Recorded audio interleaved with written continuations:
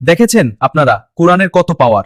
আয়াতুল কুরসি আর সূরা নাস পড়লে জিনের শরীর আগুন ধরে।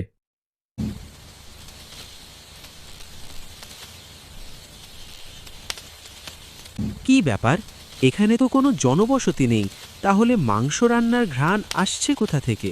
আমার ভয় লাগতেছে, এখানে অশুভ কিছু থাকতে পারে। এই বিষয়ে গ্রামবাসীকে জানাতে হবে। এখানে ভূত বা জিন আছে এই ভেবে সাদাবাবু পালিয়ে যাচ্ছে বাড়িতে। শুনেছ মা, আজ মাঠে গিয়েছিলাম, বটগাছের আশেপাশে কেউ যেন রান্না করছে। মাংস রান্না করছে এই রকম একটা ঘ্রাণ আসছে, কিন্তু কোনো মানুষ দেখছি না। শোনো সাদাবাবু, আমি তোমার দাদুর মুখ থেকে শুনেছি এই গ্রামে জিন। রাতের বেলায় এই গ্রামের কোনো লোক ঘর থেকে বের হয় না। জিনেরা আমাদের আশেপাশে বসবাস করে, কিন্তু আমরা জিন দেখতে পাই না। মা, তাহলে এত ভয় আর আতঙ্ক নিয়ে কিভাবে এই গ্রামে বসবাস করব? এই জিনের বিরুদ্ধে গ্রামবাসী মিলে একটা ব্যবস্থা নিতে হবে। এইভাবে বলিসনি বাবা, জিনেরা হয়তো এখন আমাদের কথাগুলো শুনছে। দেখেছ মাসিমা, জিনেরা আমাদের গ্রামে কি কাণ্ড ঘটিয়ে যাচ্ছে। মনে হচ্ছে এই গ্রামটা জিনেরা দখল করে নিয়েছে, কোনো পরোয়া নেই। আমার তো ভয় লাগছে বাবা, একা একা বাড়ি থেকে বেরোইও না। কি ব্যাপার, হঠাৎ করে রাস্তায় পানি এলো কোথা থেকে? জিনেরা কি শুরু করছে? এই গাভী, ভয় করিস না, আমি পাশে আছি। জিনেরা কিছুই করতে পারবে না। মালিক, আমার ভয় করছে, এখানে দেখছি জিন আছে। সাদাবাবু আর তার মাসি জিনের আগুনের ভয়ে ঘরে প্রবেশ করছে। সাদাবাবু আর তার মাসি কাজের জন্য বাড়ির বাহিরে যাচ্ছে। মাসিমা, কমলাবানু গাভী নিয়ে মাঠে গিয়েছে, তাকে মাঠে দেখছি না যে। বলছিস কি বাবা? কমলাবানু তো সকালে নাস্তা করেই মাঠ গিয়েছে। আমি এসে গেছি মাসিমা, তোমরা আমার জন্য অনেক চিন্তা করছো বুঝি। যাক মা, একটা চিন্তামুক্ত হলাম। আর কখনো একা মাঠে যাইস নে মা। মা, কমলাবানু, এইটা দুষ্টু জিনের গ্রাম, সবসময় সাবধানে থেকো। সাদাবাবুর বউ কমলাবানু পানি আনতে নদীর ঘাটে যাচ্ছে। কমলাবানু নদীর ঘাট থেকে পানি আনতেছে, আর ঘাটের সবাই তার দিকে তাকিয়ে। কমলাবানু জিনের ভয় ও আতঙ্ক নিয়ে ধীরে ধীরে বাড়িতে যাচ্ছে।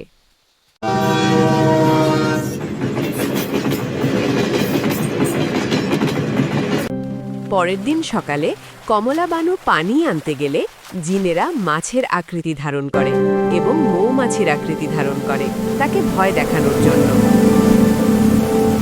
গ্রামের এক সুন্দরী মেয়ে, তার নাম মায়াবতী। জিন যুবক তাকে বন্দি করেছে। আমাকে বন্দি করলে কেন জিন যুবক? কি চাই তোমার আমার নিকট? আমি জিন হলেও আমার মনের মাঝে ভালোবাসা আছে। আমি তোমাকে ভালোবাসতে চাই, যদি তোমার অনুমতি থাকে। এইটা তোমার কেমন ভালোবাসা? রাস্তা দিয়ে হেঁটে গেলে বন্দি করে ফেলো। এই নালায়েক মূর্খ জিন, এইভাবে কেউ ভালোবাসা করে নাকি? কাউকে জোর করে ভালোবাসা আদায় করা যায় না, তুমি কি জানো না? শোনো মায়াবতী, আমি তোমাকে ইচ্ছা করে বন্দি করি নাই। আজ আমি সব কথা তোমার সাথে বলবো, যদি তোমার বিশ্বাস হয়। মায়াবতী, অনেক দুঃখের সাথে বলতে হচ্ছে, আমার জীবনে আমি কারো ভালোবাসা পাইনি। আমি সারাটি জীবন ব্যর্থ হয়েছি, সফল হতে পারিনি, তাই রাগ আর ক্রোধ আমার হৃদয় ভরে গেছে। যদি তুমি ওয়াদা করো আমাকে ভালোবাসবে, আমার মুখে হাসি ফুটবে। এত বড় সিদ্ধান্ত এই মুহূর্তে আমি নিতে পারবো না জিন যুবক, আমাকে আরো সময় নিতে হবে। আমার মা বাবা আছে, আমার প্রতিবেশী আপনজন আছে, তাদের জিজ্ঞাসা করে তোমাকে জানাবো। আচ্ছা ঠিক আছে, আমি কিন্তু তোমার অপেক্ষায় রইলাম মায়াবতী। তারপর জিন যুবক মায়াবতীকে খাঁচা থেকে মুক্ত করে দেয়। আজ তো কোনো রকমে বেঁচে এলাম, এক সপ্তাহ পর কি বলবো তাই ভাবছি। আরে বাবারে, একই দেখছি, এখানে তো দেখছি আরেক আজব জিন। আমি জিনের খাঁচায় বন্দি ছিলাম, কিছু শর্তের বিনিময়ে মুক্তি পেয়েছি। যুবক জিন আমাকে বিয়ে করতে চায়, সে আমাকে ভালোবাসে। আমি তার কথায় রাজি হয়নি। আমি বলেছি আমার মা বাবা আছে। এখন আপনারা সিদ্ধান্ত নিতে হবে, আমি কি বলবো জিন যুবকের সাথে। দেখো মায়াবতী, জিন যুবকের কথাগুলো কপলনা আর আবেগের কথা, এইসব কথা বাস্তবে চলে না। জিন আর মানুষ একসাথে বিয়ে হতে পারে, এটা অবাস্তব, আমি মানি না।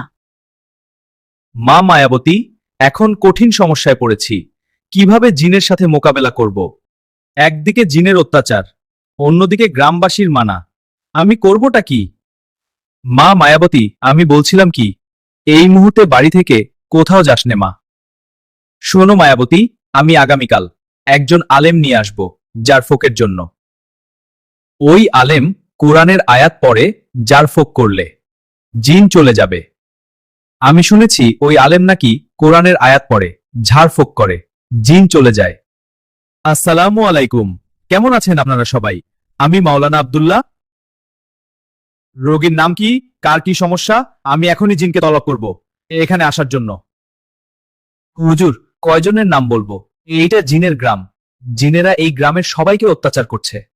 হুজুর, এখন এমন কিছু করে দেন যেন জিন চিরতরে এই গ্রাম থেকে বিতাড়িত হয়। আমি এখনই জিনকে তলব করব, সে কেন এই গ্রামের মানুষকে অত্যাচার করে। বিসমিল্লাহির রহমানির রহিম। কুল আউযু বিরাবিল ফালাক মিন শাররি মা খালাক ওয়া মিন শাররি গাসিকিন ইযা ইয়াকুব ওয়া মিন শাররিন নাফফাচাতি ফিল উকাদ ওয়া মিন শাররি হাসিদিন ইযা হাসাদ। এখন আমি কোরআনের আয়াত পড়েছি। এই জিন, তুমি কেন এই গ্রামের মানুষকে অত্যাচার করো? জবান খুলে উত্তর দাও, দেরি হলে তোমাকে এখন জবাই করে ফেলবো। হুজুর, আমি কাউকে অত্যাচার করি না, আমি মায়াবতীকে ভালোবাসি। যদি আমি এই গ্রাম ছেড়ে চলে যেতে হয় তাহলে মায়াবতীকে সঙ্গে নিয়ে যাব। বুঝেছি, সোজা আঙ্গুলে ঘি উঠবে না, এখন আয়াতুল কুরসি ও সূরা নাস পড়তে হবে। না হুজুর, আপনি আয়াতুল কুরসি ও সূরা নাস পড়েন না, আমি চলে যাব। দেখেছেন আপনারা, ঠেলার নাম বাবাজি, এখন জিন চলে যাইবে রাজি হইছে। এই জিন, তোকে এত সহজে ছাড়বো না, তোকে কান ধরে ক্ষমা চাইতে হবে। আর সমস্ত জিন পরিবার একসাথে এই গ্রাম থেকে চলে যেতে হবে। হুজুর, আমি কান ধরে ক্ষমা চাইতেছি, আমাকে ক্ষমা করে দেন, আমি আর আসবো না। হুজুর, আমি আপনার পা ধরে এবং এই গ্রামবাসীর পা ধরে ক্ষমা চাইতেছি, আমি চলে যাই। আসসালামু আলাইকুম। দেখেছেন আপনারা কোরআনের কত পাওয়ার। আয়াতুল কুরসি আর সূরা নাস পড়লে জিনের শরীর আগুন ধরে। এখন থেকে এই গ্রামের মানুষ জিনের অত্যাচার থেকে রেহাই পেল। সবাই বলেন আলহামদুলিল্লাহ। আজকের মতো এখানেই জিনের কাহিনী সমাপ্ত করলাম। চ্যানেলটি সাবস্ক্রাইব করে আমার পাশে থাকার অনুরোধ করছি।